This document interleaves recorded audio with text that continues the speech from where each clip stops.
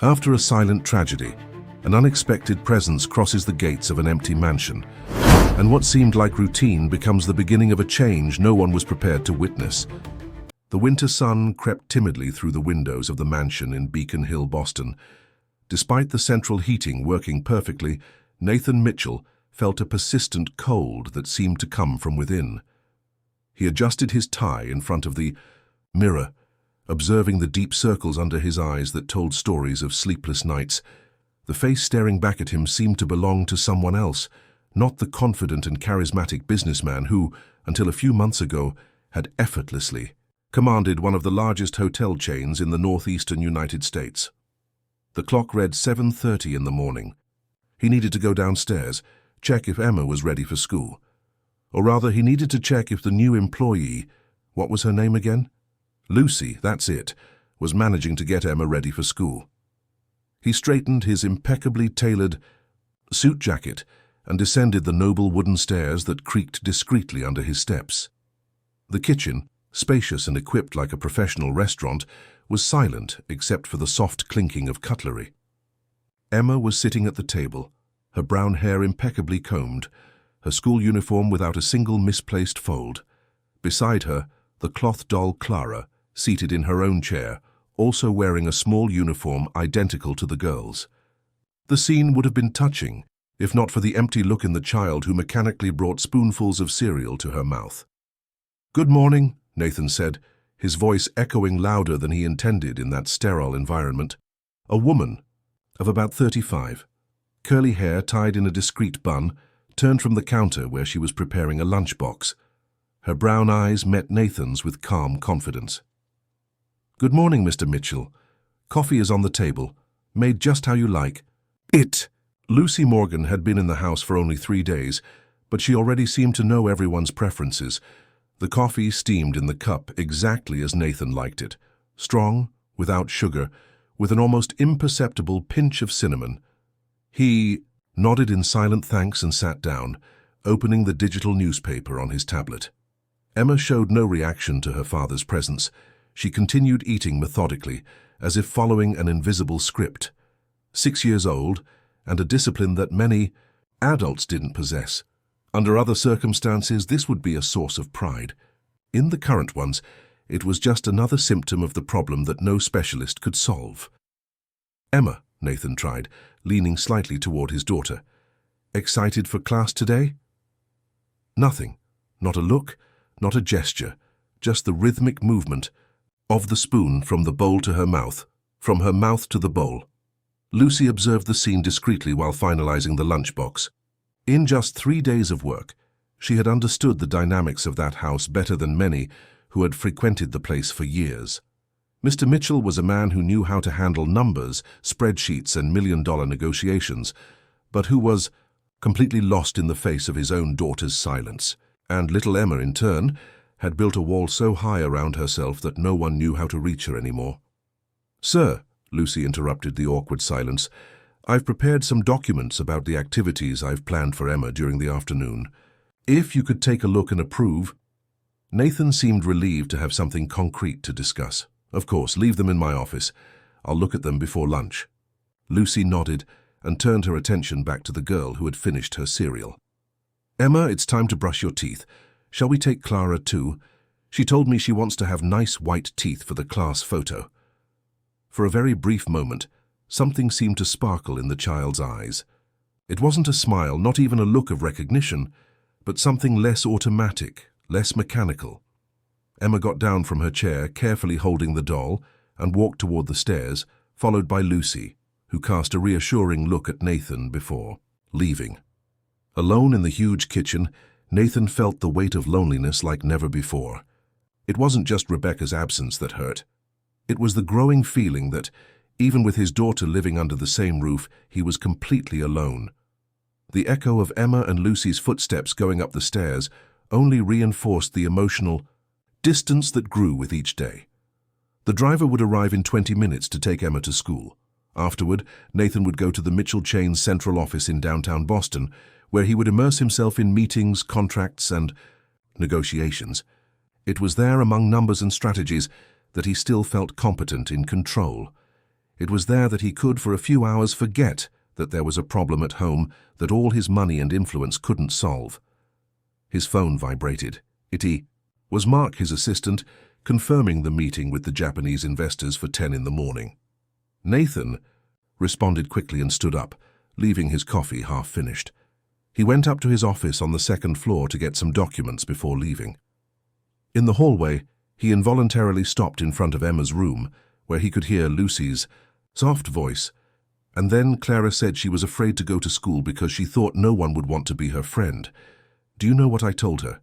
That everyone gets scared sometimes, even adults, and that it's okay to feel afraid as long as we don't let fear boss us around. Nathan moved a little closer to the half-open door. Lucy was sitting on the edge of the bed, adjusting Emma's backpack while talking to the doll. The girl standing in front of the mirror just watched, apparently indifferent. But there was something in her posture, in the way her eyes occasionally drifted to Lucy and Clara, that suggested that somehow she was listening. It was then that Nathan noticed something he hadn't noticed before. In Emma's hand, hidden between her small fingers, was a folded piece of paper. The girl held it tightly, as if it were something precious. When Lucy stood up to put away a book, Emma quickly put the paper inside her uniform pocket, in an almost furtive movement. Nathan backed away, intrigued and inexplicably moved. That small gesture, the secret kept in her pocket, the deliberate movement to hide it, was the first truly spontaneous action he had seen in his daughter in months. He didn't know what it meant, but it was something.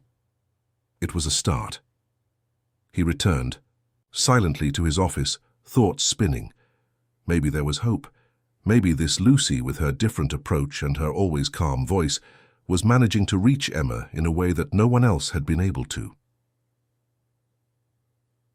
When he went downstairs again, Emma was already at the door, backpack on her shoulders, doll in her arms, waiting for the driver.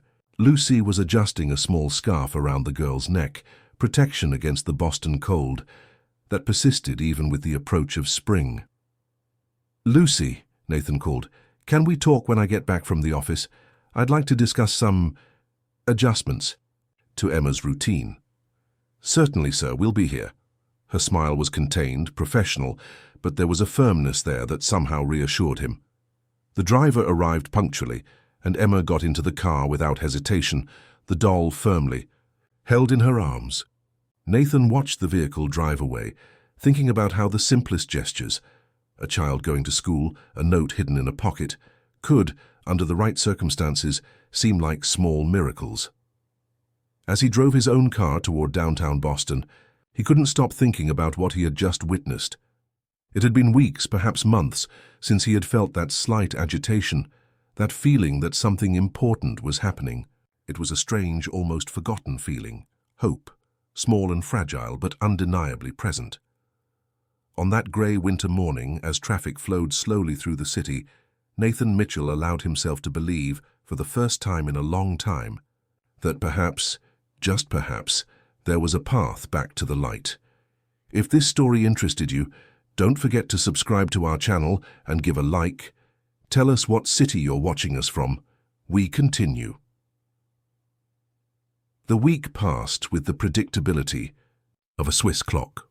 Nathan left early, Emma attended school, and Lucy kept the house running with a silent efficiency that, little by little, began to create small cracks in the Mitchells' hermetic routine.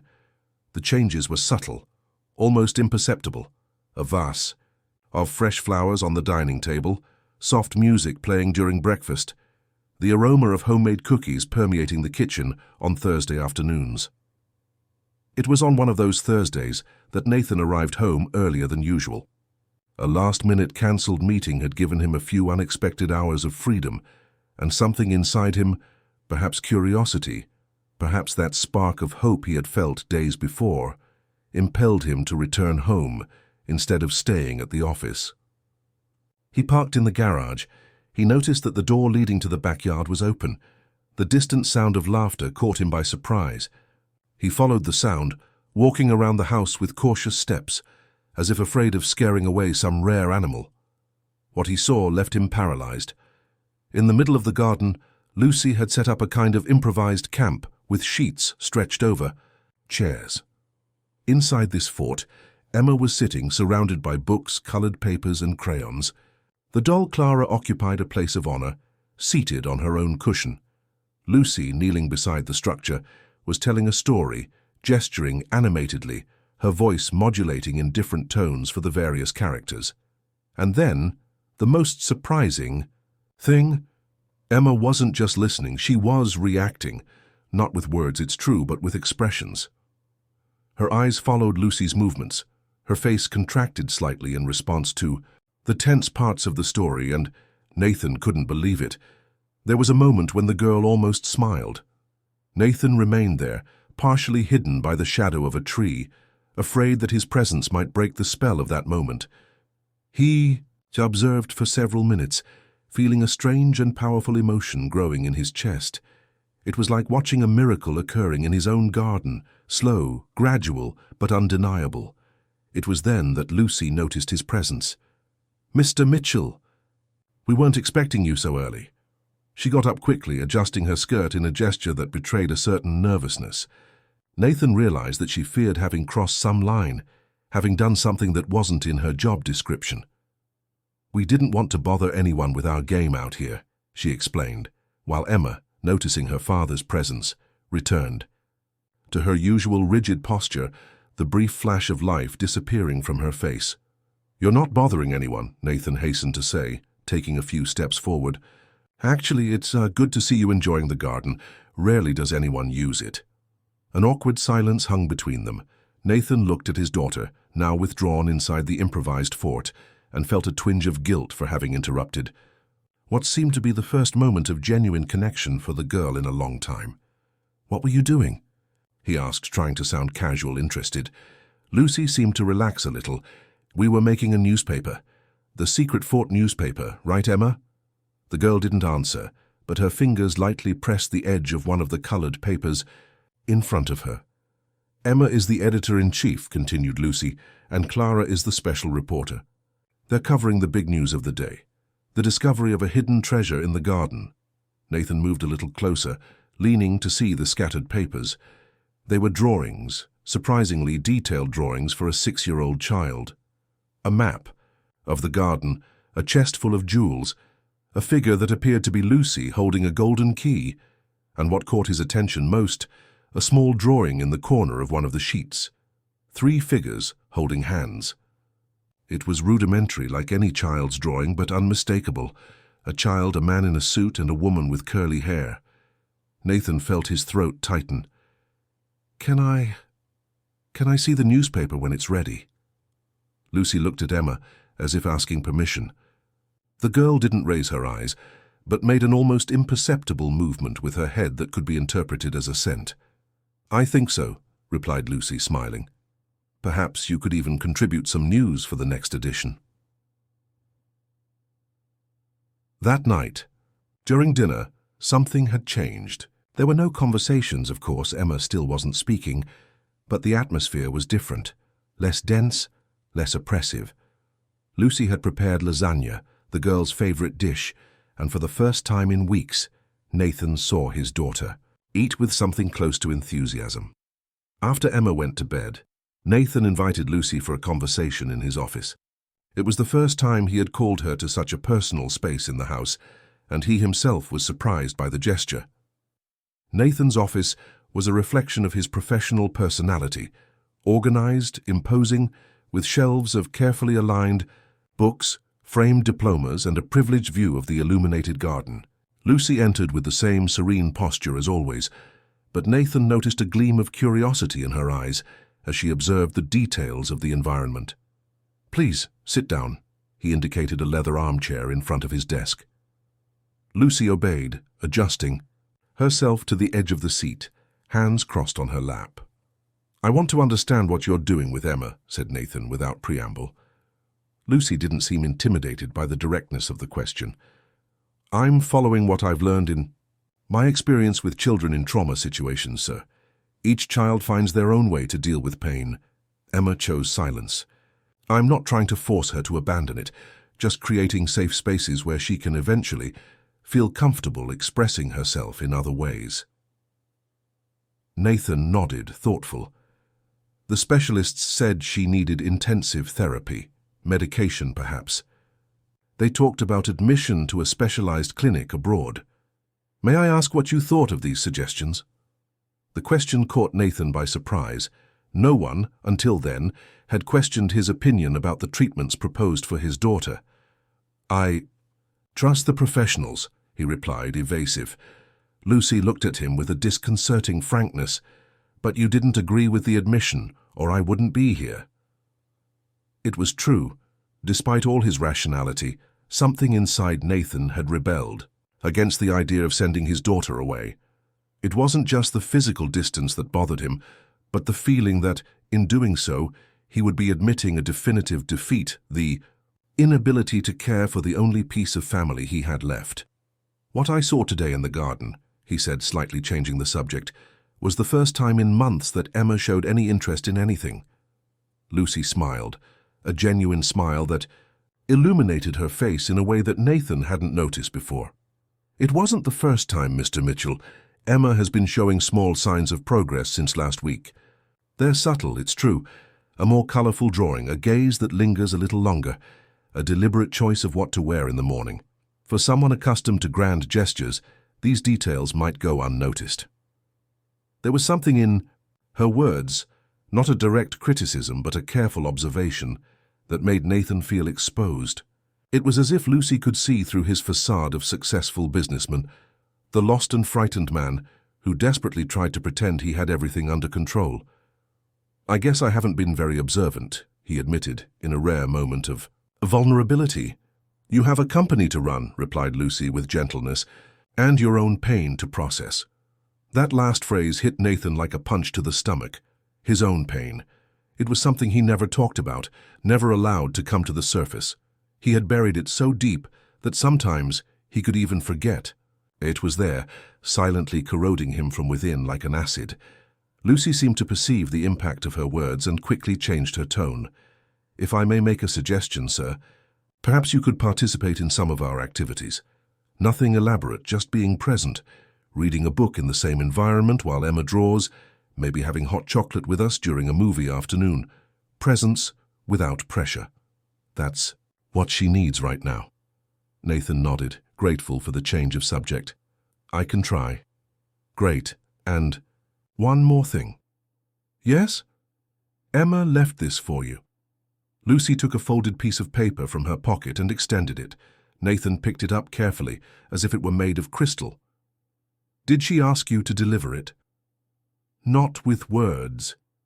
But she left it in my hand and pointed to the door of your office. Her language is there, Mr. Mitchell. We just need to learn to interpret it. After Lucy left, Nathan remained motionless for a few minutes, looking at the folded paper in his hand. Finally, with slightly trembling fingers, he opened it. It was a drawing, simple, made with a blue crayon. It showed what appeared to be the silhouette of a man sitting alone on a park bench.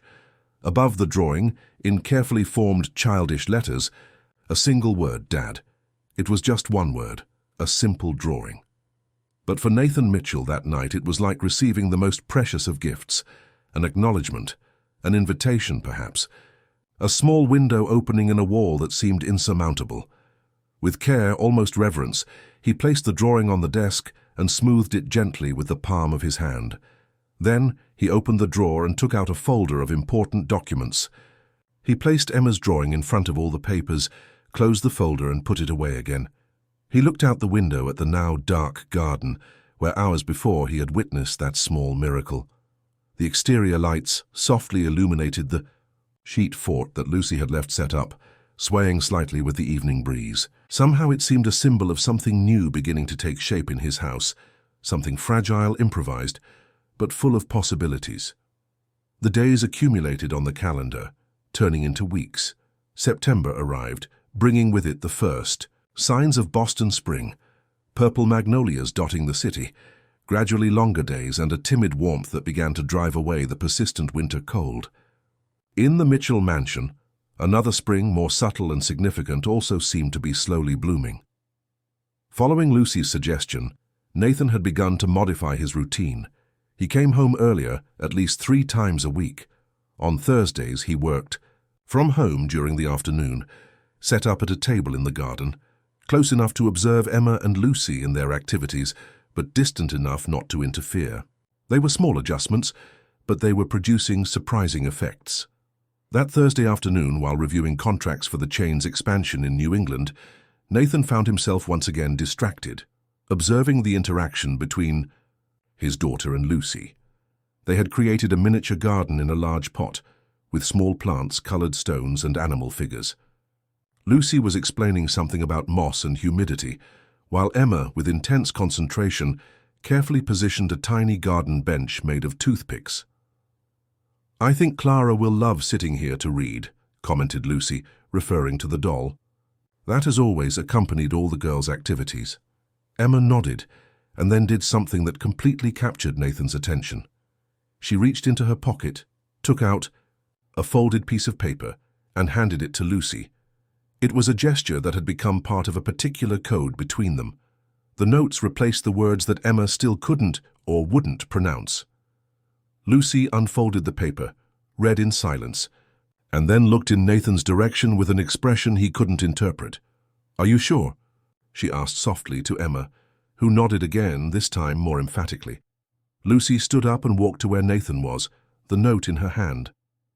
"Emma has a question for you," she said, extending the paper.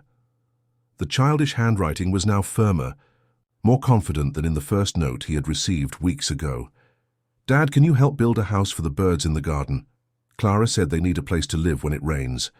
Nathan felt a lump in his throat. It was the longest note Emma had written so far, and the first in which she directly addressed him with a request. "Of course," he replied, immediately standing up and leaving the contracts forgotten on the table. "I think we have some tools in the garage. We can start right now if you want." What followed was an afternoon that Nathan would keep forever in his memory. He, who couldn't remember the last time he had built something with his own hands, found himself looking for boards, measuring, sawing, and nailing under his daughter's watchful eye. Lucy remained nearby, helping discreetly, passing tools, suggesting ideas, but always giving space for father and daughter to interact.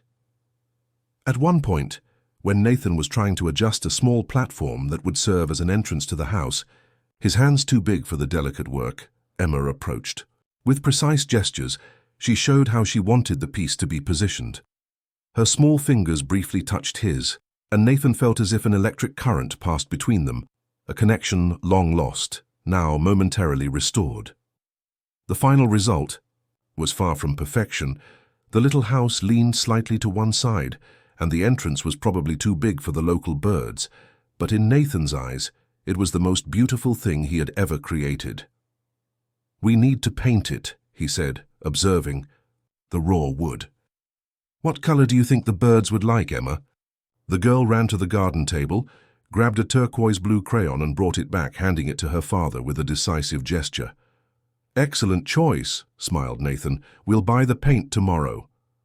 That's when Emma did something completely unexpected. She approached the birdhouse, touched it delicately with her fingertips, and then took 2 steps toward her father. For a moment she stood still, as if fighting against some impulse. Then quickly, almost furtively, she leaned against Nathan's legs in a fleeting hug before moving away again, running toward Lucy. The gesture lasted less than 3 seconds, but to Nathan it seemed to contain all eternity.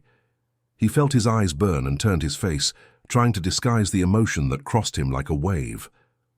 When he managed to compose himself and turned again, he saw Lucy holding Emma's hand, both looking at him with expressions that mixed surprise and something else, something like hope.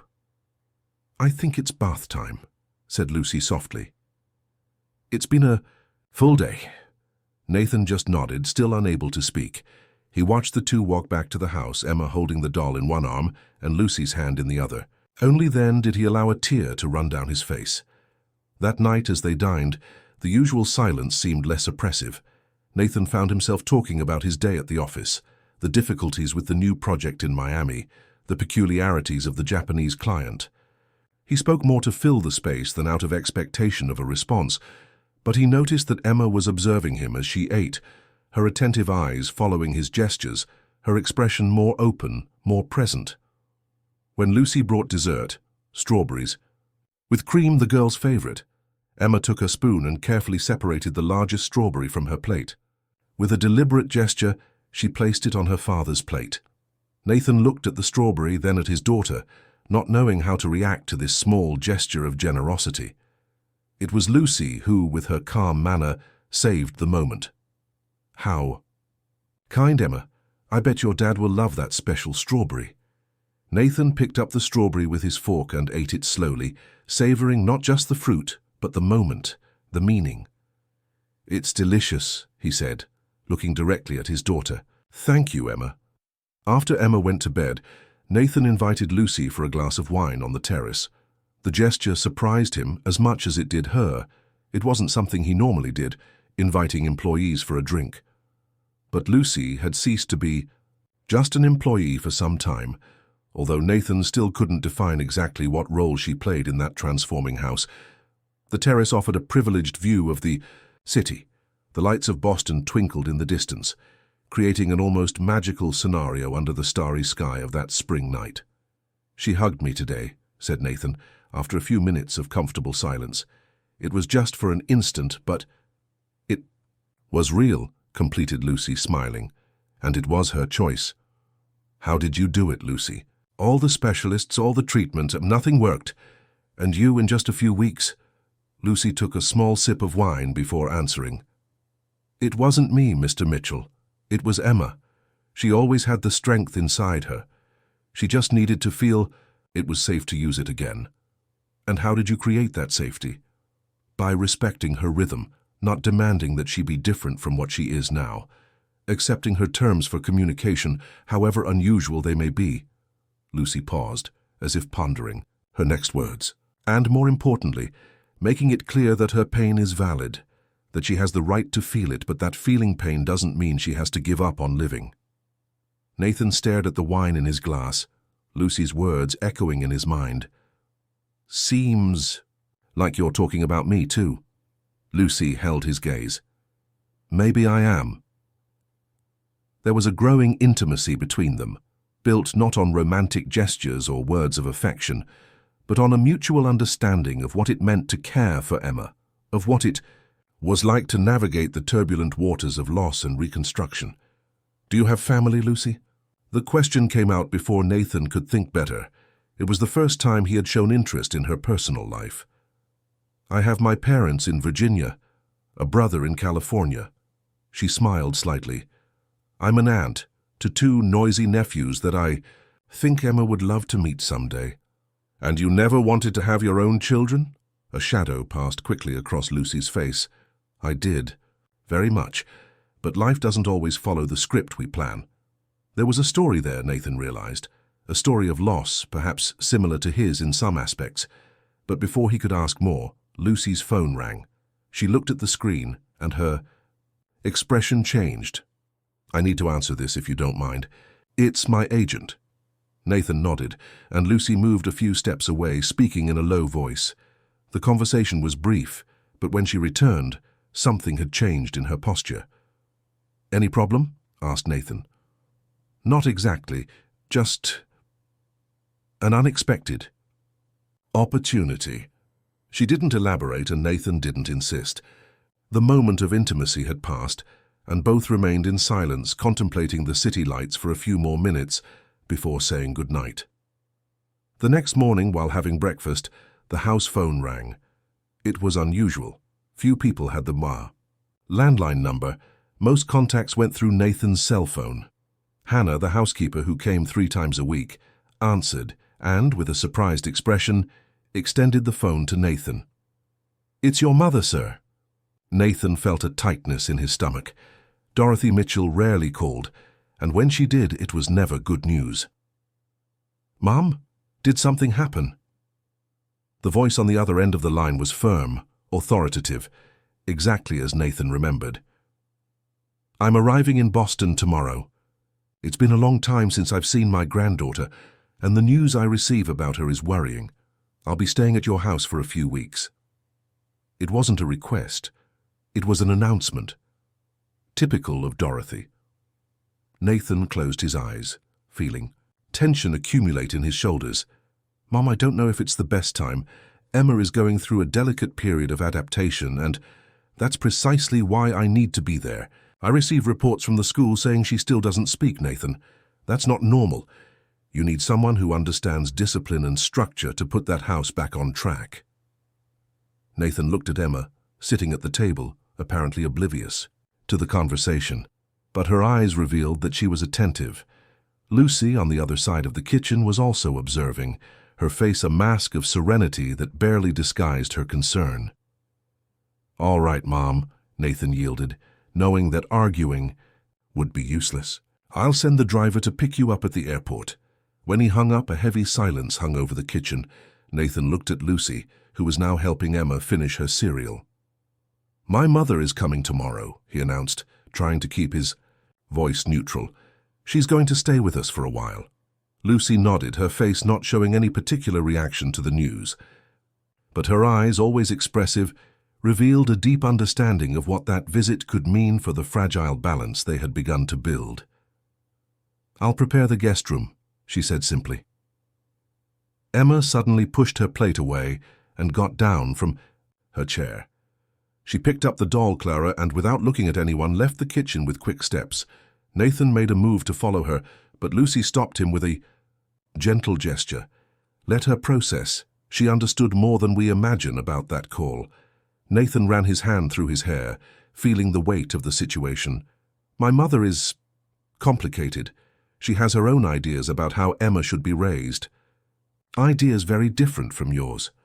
Lucy put the dishes in the dishwasher before responding, her movements deliberately slow, as if she were carefully choosing her words. "I'm not worried about myself, Mr. Mitchell. I'm worried about Emma. She's finally beginning to feel safe enough to express herself in her own way. An abrupt change now." She didn't complete the sentence, but it wasn't necessary.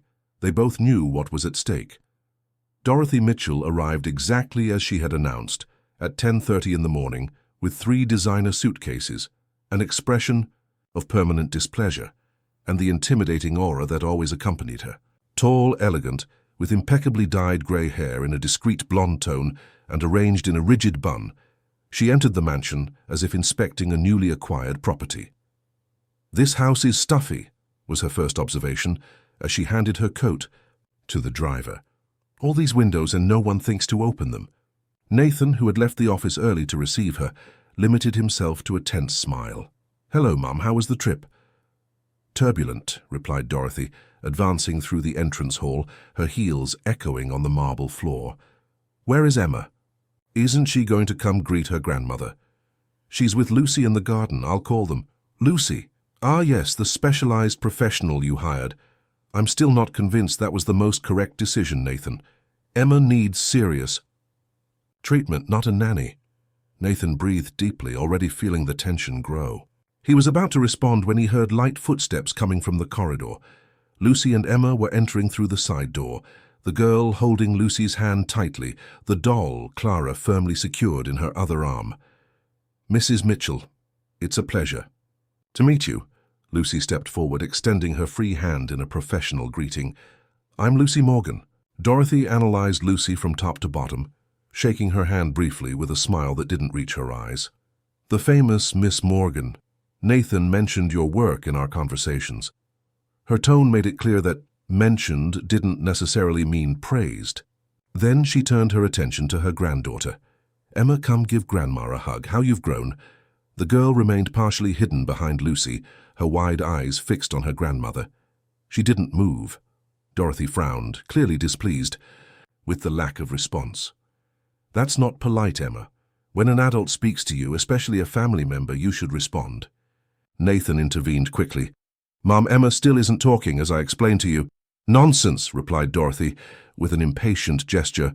"She talks when she wants to, I'm sure. It's a matter of discipline." She turned to her granddaughter again, this time with a firmer voice. "Emma, come greet your grandmother properly now." The environment became tense. Emma squeezed Lucy's hand even more, her small body rigid as a statue. It was Lucy who broke the impasse, bending down to the girl's level. "Emma, how about we show your grandmother the miniature garden we made?" I'm sure she'd love to see the amazing work you did. Dorothy interrupted before Emma could react. Miss Morgan, I appreciate your intention, but I prefer to have a moment alone with my granddaughter. We have a lot to talk about, don't we, Emma? Lucy looked at Nathan, her eyes conveying a clear message of concern. Nathan understood the silent appeal. Mum, how about first getting settled in your room? You must be tired from the trip. Afterward, you'll have all the time in the world to be with Emma. Dorothy seemed about to protest, but something in her son's firm tone made her reconsider. Very well, but I expect to dine beside my granddaughter tonight, without interference. The words "without interference" were clearly directed at Lucy, who maintained her serene expression, although Nathan could perceive the tension in her shoulders. As soon as Dorothy headed to the guest room, accompanied by Hannah, who carried part of the luggage, Nathan turned to Lucy and Emma. Sorry about that. My mother can be intense. Lucy nodded, while gently adjusting the ribbon in Emma's hair. It's understandable. She's concerned about her granddaughter. She has a peculiar way of showing concern, commented Nathan, running his hand through his hair in a nervous gesture that had become frequent in recent days. Look, maybe it's better if you and Emma spend the afternoon out today. Take her to the park, or to that children's cafe you mentioned last week. Lucy hesitated. Are you sure? Your mother just arrived? She might interpret this as an attempt to keep Emma away from her. Let me handle my mother. You go and come back for dinner. The relief on Emma's face was visible. She pulled the sleeve of Lucy's blouse, anxiously pointing to the door. I think someone agrees with the plan, smiled Lucy. We'll be back in time for dinner. The following hours were an exercise in diplomacy for Nathan. He had lunch with his mother, listened to her criticisms about the house decoration. Is this sofa new? The color doesn't match anything here.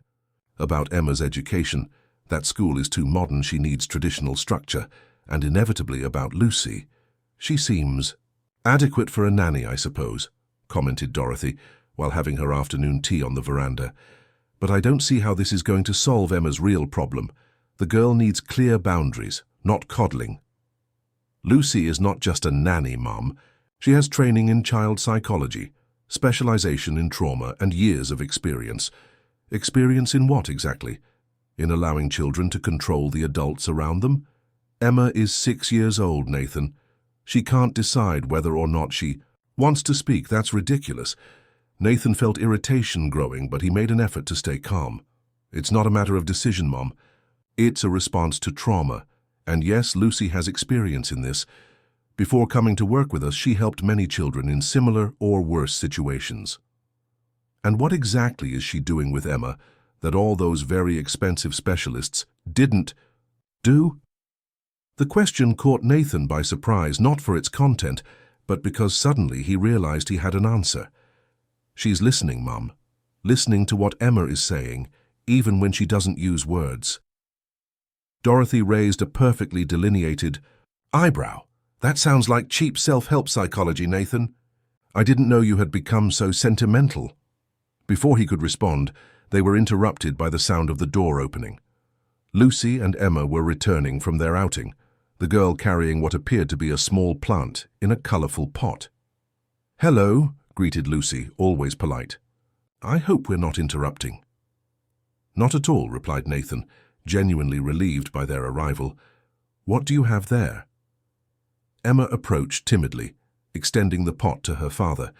It was a small succulent, planted in a pot that she herself had painted with vibrant colors and geometric patterns.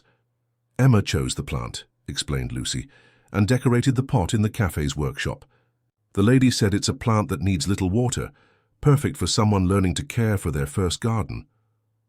It's beautiful, Emma, smiled Nathan, bending down to be at his daughter's height. Shall we put it in your room? Emma shook her head negatively and pointed to Dorothy, surprising everyone. For me? Asked Dorothy, genuinely surprised. The girl nodded, taking 2 hesitant steps toward her grandmother before extending the pot again. For a moment, Dorothy's mask of rigidity seemed to crack. She took the gift carefully, examining the details of the childish painting. It's very pretty, Emma, thank you. The moment of tenderness, however, was brief. When Emma turned to go back near Lucy, Dorothy noticed the cloth doll that, as always, accompanied her granddaughter. "That doll looks quite worn," she commented, returning to her usual critical tone. "We have to buy new toys for you, dear. Something more appropriate for a girl your age, perhaps a porcelain doll for your collection." Emma pressed Clara against her chest, her eyes suddenly wide with apprehension. Lucy intervened gently. "Clara is a very special friend to Emma. Isn't that right, Emma?" The girl nodded vigorously. "Clara," repeated Dorothy with evident disapproval. "You gave a name to a piece of cloth?" "Actually," said Nathan, noticing the growing tension, "Clara has always been her name since Emma received her as a gift from—" He stopped abruptly, aware of the dangerous territory he was entering. Rebecca had made the doll for Emma when she turned 4. It was one of the last tangible memories the girl had of her mother. An uncomfortable silence fell over the group. It was Hannah who broke it, appearing at the veranda door. "Dinner will be served in 30 minutes, sir." "Thank you, Hannah," replied Nathan, relieved by the interruption. "Let's all freshen up before dinner." Dinner was an ordeal. Dorothy dominated the conversation with stories of her social life in New York, veiled criticisms of how Nathan managed the family business, and observations about Emma's worrying behavior. The girl barely touched her food, keeping her eyes fixed on her plate, the doll Clara firmly secured in her lap under the table. "Emma, it's bad manners to bring toys to the table," Dorothy finally declared, after observing her granddaughter poking at her food without interest. "Leave that doll in your room right now." The reaction was instantaneous. Emma turned pale, her eyes filling with tears. Lucy, seated next to her, gently placed a hand on her shoulder. "Mrs. Mitchell, Clara is very important to Emma right now. Perhaps we could—" "Miss Morgan," interrupted Dorothy coldly, "I appreciate your contribution, but I'm speaking to my granddaughter about good table manners, something that certainly is part of her education."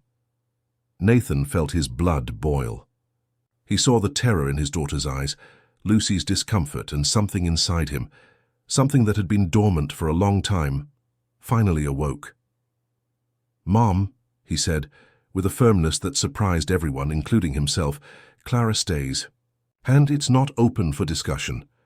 Dorothy seemed shocked by her son's resistance. "Nathan, don't be ridiculous. You're letting a 6-year-old child dictate the rules in this house? That is precisely the problem here. Emma needs to learn that—" "What Emma needs," interrupted Nathan, keeping his voice controlled but firm, "is to feel safe and supported. Clara helps with that. So, the doll stays." A stunned silence fell over the table. Dorothy looked at her, son, as if he had suddenly started speaking in a foreign language. Lucy kept her eyes down, but a small smile played on her lips. And Emma, the most surprising of all, raised her eyes to her father, her eyes shining not with tears but with something that seemed almost like admiration. The rest of dinner passed in a tense silence, interrupted only by polite comments about the food and the weather.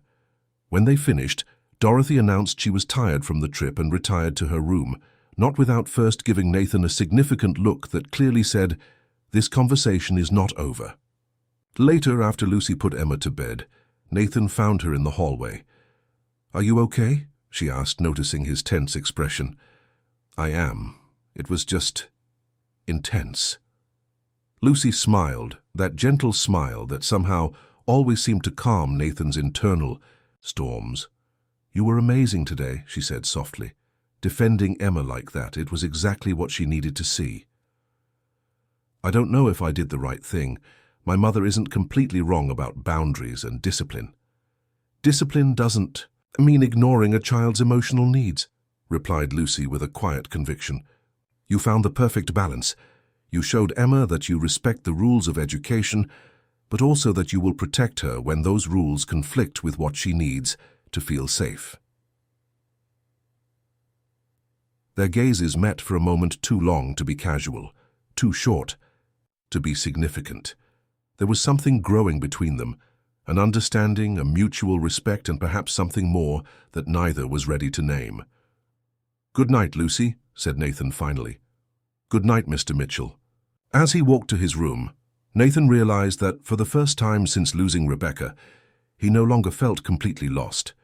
He had taken a stand, made a clear choice based not on external expectations or social conventions, but on what he knew, deep down, to be best for his daughter.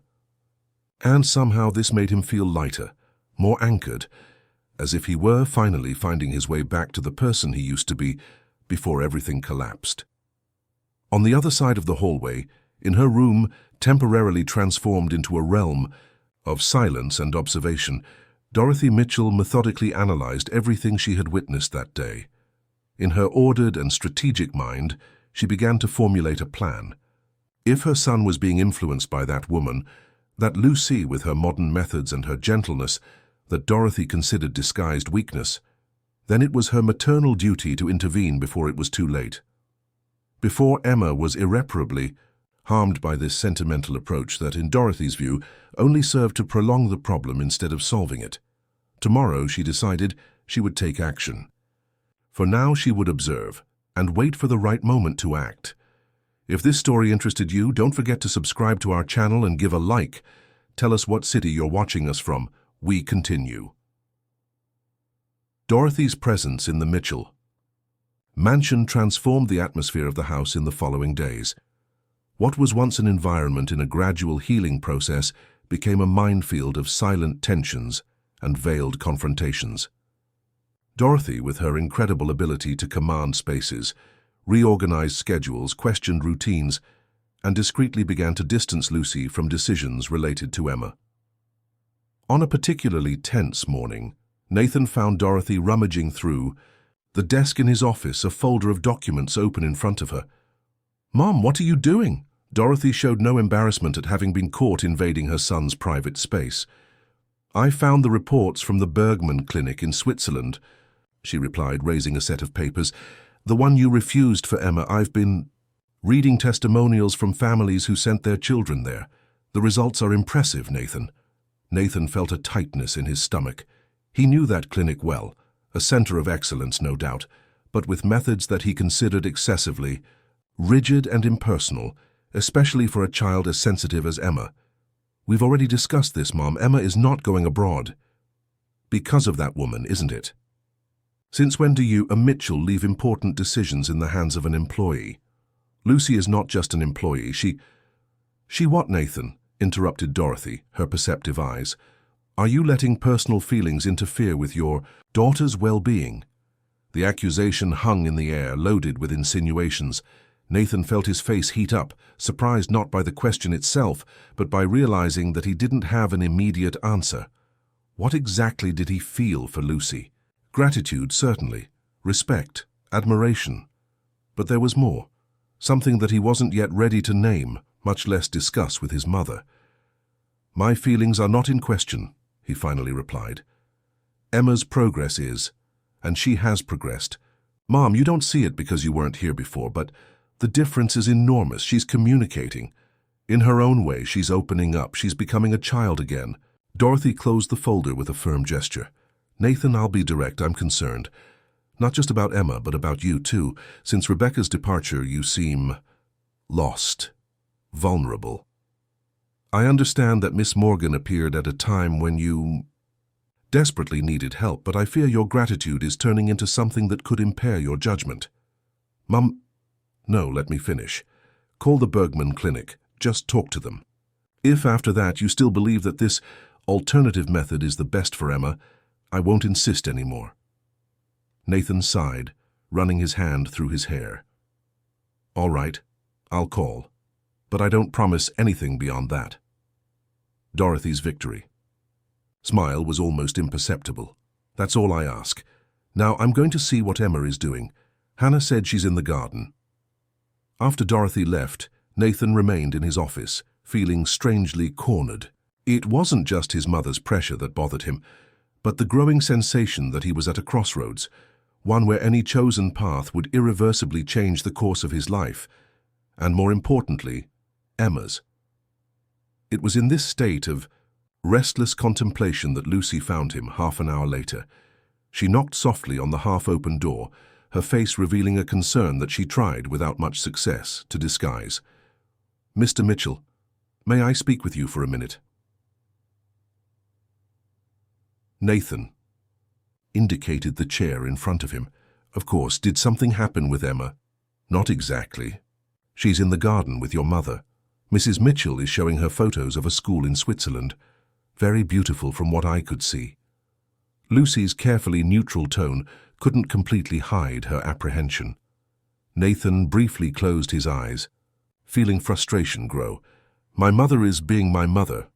I understand and I respect that these are family matters, but Lucy hesitated, something rare for someone usually so sure of her words. I need to share something with you. I received an offer. A family in Connecticut. 2 children. Excellent conditions. 2-year contract. The news hit Nathan like a physical blow. For a moment he couldn't react, as if his brain refused to process the information. Are you going to accept? He finally asked, his voice hoarser than intended. I haven't decided yet. The offer has been open for a few days. I didn't want to talk about it before I was sure. And now what changed? Lucy looked out the window toward the garden where Dorothy and Emma were sitting on a stone bench, Mrs. Mitchell gesturing while showing something on her tablet. Your mother made it clear that she considers my presence here problematic. And although I firmly believe in the work we're doing with Emma, I don't want to be a source of conflict in your family. My mother doesn't decide who works in this house, Lucy. I decide. It's not that simple, Mr. Mitchell. If your mother is right, if there is a better treatment for Emma somewhere. And if she's not, interrupted Nathan, leaning forward. If what Emma really needs is exactly what you've been offering her, time, patience, space to heal in her own way. Lucy met his gaze, and for a moment, the professional mask that she so carefully maintained seemed to dissolve. It's not just about Emma, is it? There's something else happening here. Nathan felt exposed, vulnerable, as if Lucy could see through all the layers of protection he had built around his feelings. What do you mean? This house, all of us, we're building something. It wasn't planned, it wasn't in the contract, but it happened. And now my mother has arrived and is threatening that fragile balance, completed Nathan. And now, corrected Lucy softly, you have an important decision to make, one that should be based only on what's best for Emma, not on what your mother wants, not on what I believe, and not even on what might be starting to happen between us. The last part was said almost in a whisper, like a confession. For the first time, they were openly acknowledging that something was growing between them, something delicate, unplanned, potentially complicated. Before Nathan could respond, they heard footsteps in the hallway. Dorothy and Emma were returning from the garden, the grandmother maintaining a firm hand on her granddaughter's shoulder, guiding her as if the girl didn't know the way in her own house. Ah, Miss Morgan, I was looking for you, said Dorothy, her tone falsely cordial. Emma seems a bit pale. Perhaps she should rest before lunch. Emma was looking at Lucy with pleading eyes, clearly disturbed by something. Lucy rose immediately. Of course. Come, Emma, I'll read that new story to you. As Lucy left with Emma, Dorothy entered the office, closing the door behind her. Did you call the clinic? She asked without preamble. Not yet, Mom. I was busy. Well, maybe this will motivate you. Dorothy extended a paper to Nathan. I found this in the pocket of Emma's coat while we were in the garden. It was one of Emma's notes, written in her childish handwriting. But this one was different from the others that Nathan had seen. It was longer, more elaborate. Dear Clara, I'm afraid that Grandma will take me away. She said she knows a place far away where they will make me talk again. I don't want to go. I want to stay with you, with Daddy, and with Lucy. I think Daddy also wants Lucy to stay. He smiles differently when she's around, like in the love movies that Mommy used to watch. Nathan felt his face burn, both from the invasion of his daughter's privacy and from the content of the note. You searched her pockets? He asked, incredulous. The paper was showing. And don't change the subject, Nathan. This confirms exactly what I feared. This woman is creating an unhealthy emotional dependency. Emma now associates the ability to communicate with some kind of punishment or threat. What did you tell her about the clinic, Mum? Nathan stood up, his voice firmer. What exactly did you put into my daughter's head to make her afraid? Dorothy took a step back, surprised by her son's reaction. I just showed her the facilities, explained that there are specialized doctors there who could help her recover her voice. It was all very positive. So positive that she's terrified of the idea of being sent away. Children exaggerate, Nathan, you know that. No, Mom, what I know is that you've crossed all boundaries. You had no right to discuss this with Emma without my authorization. I'm her grandmother, and I'm her father. The final decision is mine. The two stared at each other, the tension palpable between them. It was Dorothy who spoke first, her tone suddenly more calculated. Very well. I see we're at an impasse. But consider this, Nathan. Your Miss Morgan received an offer to work in Connecticut. She herself told me when I questioned her about her credentials. Nathan felt as if the floor was opening beneath his feet. She told you about the offer? It didn't seem to be a secret. In fact, she implied that she was seriously considering accepting it. Something about professional opportunities that one cannot refuse. Dorothy's words planted a seed of doubt in Nathan. Lucy had mentioned the offer to him only minutes before, and in a very different way than his mother suggested. Was it possible that she was, in fact, more inclined to accept than she had admitted?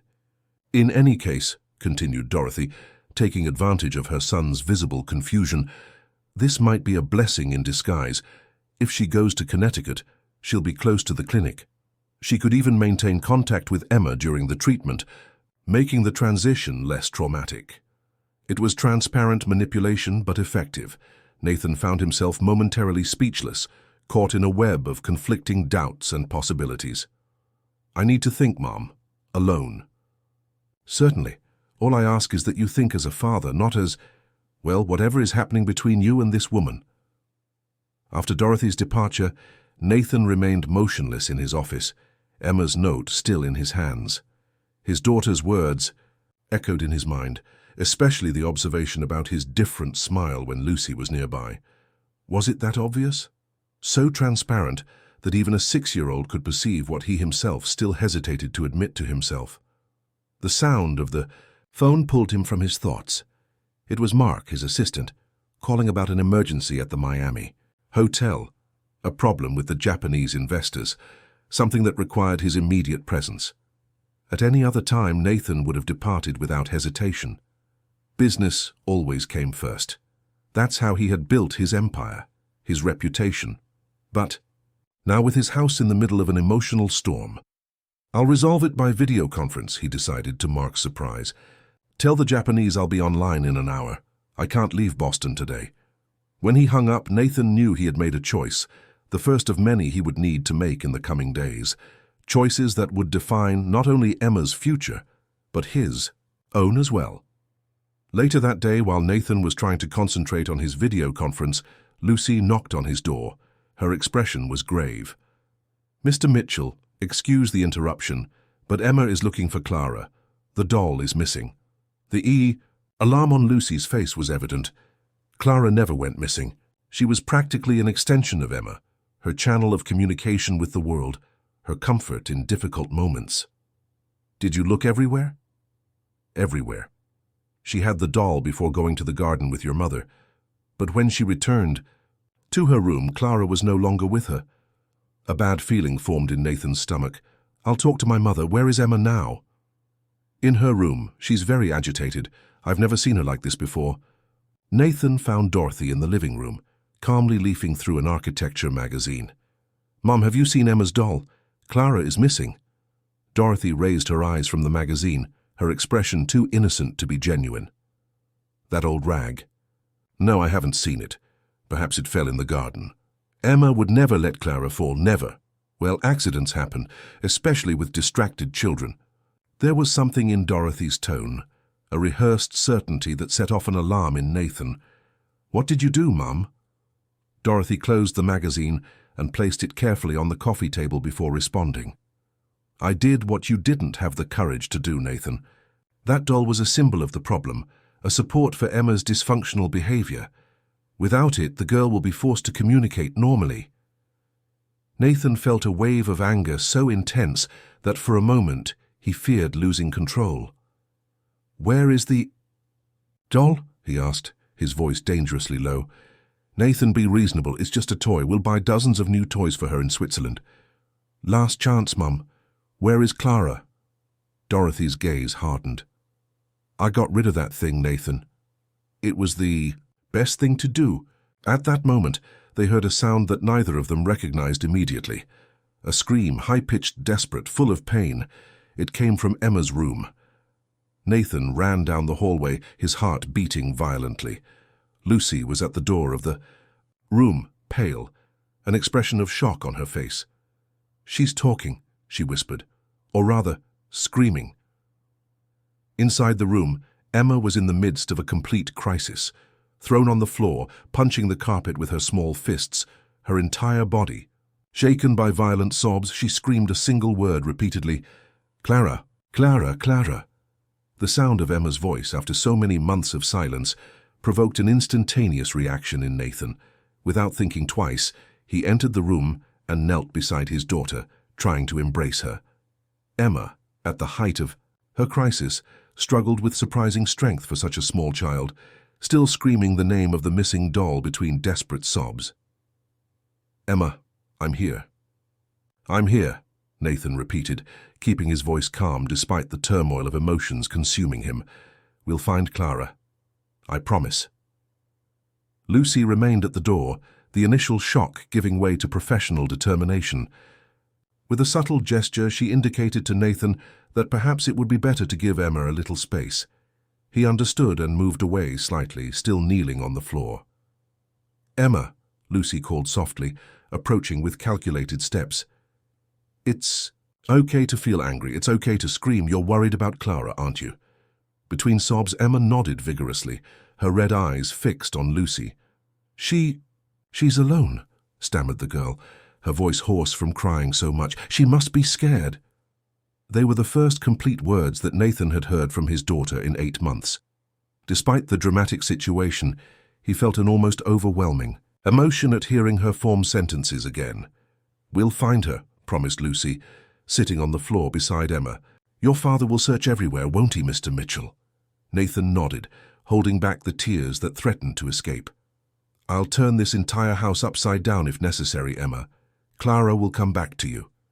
Dorothy appeared at the door of the room, attracted by the screams. Her face, normally impassive, showed a mixture of surprise and something that could be interpreted as satisfaction. "She's talking," she stated, as if that proved some theory of hers. "See, Nathan, sometimes we need drastic measures to—" "Out," interrupted Nathan, without even looking at his mother. "Now." The tone admitted no contestation. Dorothy, clearly unaccustomed to being treated that way, especially by her son, hesitated for a moment before silently withdrawing.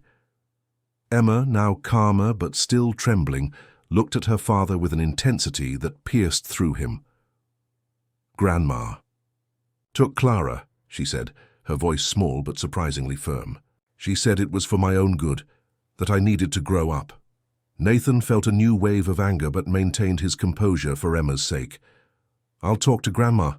We'll find out where Clara is."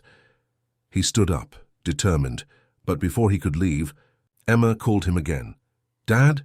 That single word, "Dad," spoken aloud for the first time in so long, made Nathan stop immediately. "Yes, Emma? Don't let Grandma take me away, okay? I want to stay here with you and with Lucy." The simplicity and honesty of the request hit Nathan like lightning. Everything suddenly became clear, all the doubts that had tormented him in recent weeks dissolving like fog under the sun. "Nobody is going to take you anywhere, Emma. This is your home. We are your family." He looked at Lucy as he said the last sentence, and something passed between them, a silent recognition that "we" wasn't just a casual word, but a declaration of intent, of possibility. When Nathan found Dorothy in the living room, he didn't need to say a word. His expression said it all. Dorothy, sitting rigidly in the armchair, raised her chin in a gesture of defiance. "She's talking, Nathan. My method worked." "Your method," he repeated, incredulous. "Traumatizing a child who has already experienced too many losses is not a method, Mom. It's cruelty." "I'm trying to help my granddaughter. That doll was a crutch, an impediment to—" her normal development. Clara is not just a doll, she's a connection to Rebecca. She's the last thing my daughter has of her mother. The mention of Rebecca finally seemed to penetrate Dorothy's armor. A flash of uncertainty crossed her face. I didn't know, she never mentioned, because you never asked, Mum. You arrived with your theories, your opinions, your plans, without stopping to understand what's really happening in this house. Dorothy stood up, adjusting her cardigan in a nervous gesture. Even so, the result speaks for itself. She's talking, Nathan. Wasn't that the goal? The goal was to help her heal, not force her into an emotional collapse so she would speak in the midst of a panic attack. You're being dramatic, and you're being cruel. Where is the doll, Mom? Dorothy averted her gaze for the first time, showing something close to embarrassment. In the trash. The garbage truck passed about an hour ago. Nathan closed his eyes, trying to control the anger that threatened to overflow. You need to leave, Mom, today. What? I'm asking you to leave my house, now. Nathan, you can't be serious. I'm your mother. And Emma is my daughter, a child, who is trying to deal with pain in a way that you, with all your wisdom, seem unable to comprehend or respect. It's because of that woman, isn't it? She's poisoned your mind against me. This has nothing to do with Lucy. It has to do with you not respecting the boundaries of my house and, more importantly, not respecting Emma. The conflict was interrupted by Hannah, who appeared at the door of the room visibly uncomfortable at witnessing the family discussion. Excuse me, sir. Miss Lucy asked me to inform you that Emma is asking for you. Tell her I'm coming right away. He turned back to his mother. I'm going to take care of my daughter now. When I return, I expect you to be preparing your bags. Upon returning to Emma's room, Nathan found a scene he would never have expected to see so soon. Lucy was sitting on the bed with the girl, and Emma, his Emma who had existed only in silence for so long, was talking. Not much, not fluently, but talking. And Clara liked it when we read together, she was saying, between occasional sniffles.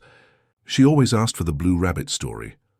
That was her favorite, wasn't it? Asked Lucy gently. It was. Emma looked at her father standing at the door. Dad, Lucy said maybe we can make another Clara. Nathan's heart tightened. Another Clara? It won't be the same, continued Emma, her eyes still red from crying so much, but Lucy said we can sew a new doll, and that I can choose the fabric and the buttons for the eyes and everything. Nathan looked at Lucy, impressed by her ability to find a creative solution amid the chaos. I think that's a wonderful idea, he said, sitting on the other side of the bed. And you know what? I'm sure your mum would love to see you doing this. It was the first time he had directly mentioned Rebecca to Emma since the accident. The girl was quiet for a moment, processing. She would like it, she finally agreed, in a low voice. Mommy always said I had good hands for making things. The conversation that followed was the longest and most significant that father and daughter had shared in months. Emma spoke slowly, sometimes stumbling over words as if relearning how to use them, but she spoke about Clara, about school, about the miniature garden, and finally about Rebecca. I know Mommy won't come back, she said, with a wisdom that seemed far beyond her 6 years. Grandma said I had to stop pretending I don't know that, but I do know. It's just that it hurts to talk. When I talk, it seems to become more real. Nathan felt the tears he had held back for so long finally overflow. I know, my love. For me too. Lucy observed the scene with discretion, clearly aware that she was witnessing a deeply intimate moment between father and daughter. She made a move to stand up, but Emma held her hand. Stay, asked the girl, please. And Lucy stayed. The three remained on that bed, talking, crying a little, occasionally even laughing, while the Boston sky gradually darkened outside.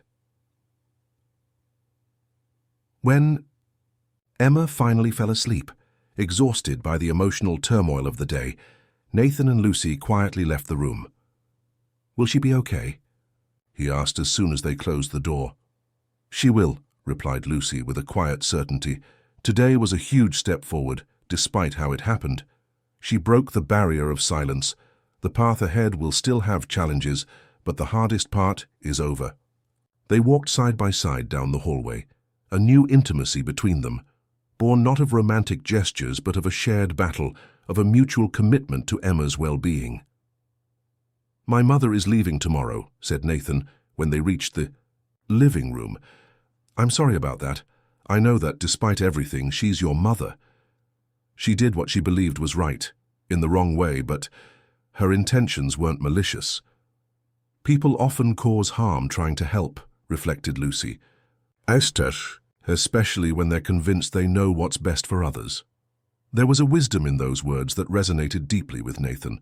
For how long had he himself tried to fix Emma, seeing her silence as a problem to be solved, and not as a response that needed to be understood? "About that offer from Connecticut," he began, hesitant. Lucy smiled slightly. "I've already informed my agent that I'm not interested." "Are you sure? It seems to be an incredible opportunity." "It is, without a doubt, but—" She paused, as if carefully choosing her next words. "Some things are more important than professional opportunities." They looked at each other, the moment loaded with unspoken possibilities. "Lucy, We don't need to define this now," she interrupted gently. "We have time. Emma needs stability. The three of us need to discover this new path together without rushing." Nathan nodded, grateful for her wisdom, for her balance. "You're right, as always." The next morning, as Dorothy put her suitcases in the taxi, Nathan, Lucy, and Emma were together on the porch. The farewell was brief, polite, but distant. Dorothy kissed her granddaughter, formally shook Lucy's hand, and exchanged some final words with her son. "I hope you know what you're doing, Nathan," she said in a low voice. "For the first time, in a long time, Mom, I think I do." When the taxi disappeared at the end of the street, Emma looked at Lucy. "Can we start making the new Clara today?" "Of course. We need to buy the materials first. What do you think about the three of us going? To the mall after lunch? The three of us?" asked Emma, looking at her father with a mixture of hope and disbelief. "The three of us," confirmed Nathan, smiling. "I've already told Mark that I'm not going to the office today." Emma's smile was like a ray of sunshine after a long storm, bright, warm, revitalizing. In the weeks that followed, a new routine was established in the Mitchell mansion. Nathan reorganized his schedules to be more present. Family dinners became sacred rituals, moments when Emma, each day more confident in her newly rediscovered voice, shared stories from school or plans for the miniature garden that she continued to expand.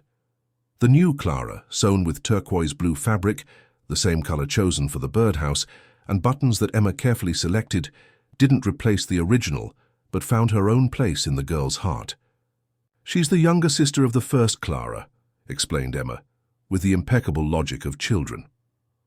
On a sunny October afternoon, while planting flowers in the garden, an activity that had become a weekend ritual for the three of them, Emma made an observation that caught both Nathan and Lucy by surprise. "You're like the flowers," she said, pointing to the lilies they had just planted. "Before, you were separate. Now you're growing together." Nathan and Lucy exchanged glances, both touched by the girl's perception. "That's a very beautiful observation, Emma," said Lucy, smiling.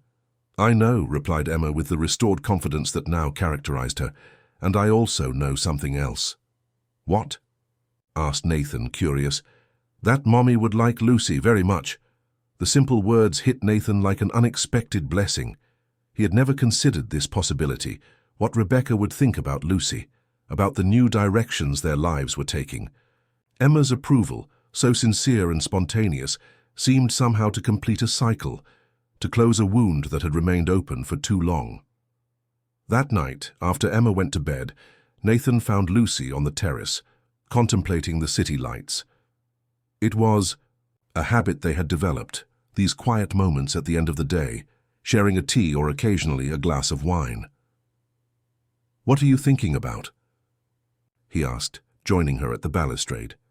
"Beginnings," replied Lucy, her gaze still fixed on the illuminated horizon of Boston, "how they can arise from the most unexpected places.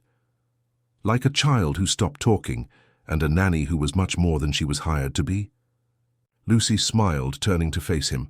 "Something like that." There was a new lightness between them, a sense of possibilities that didn't need to be rushed or prematurely defined. Whatever was growing there, that connection that had begun as professional, respect and evolved into something much deeper, had time to blossom naturally. "You know what Emma asked me today before going to sleep?" said Nathan after a moment of comfortable silence. "What? If you would continue living with us even after she was completely healed?" Lucy raised her eyebrows, surprised. "And what did you answer?" "I said I hoped so, that this house, that we would be much emptier without you." The words hung between them, honest and vulnerable. Lucy extended her hand, lightly touching Nathan's on the balustrade. "Then it's good that I don't have plans to go anywhere." Under the starry sky of Boston, with the gentle spring breeze bringing the scent of newly planted flowers, something new was definitely beginning to bloom in the Mitchell mansion. It wasn't perfect, nor free from future challenges, but it was real.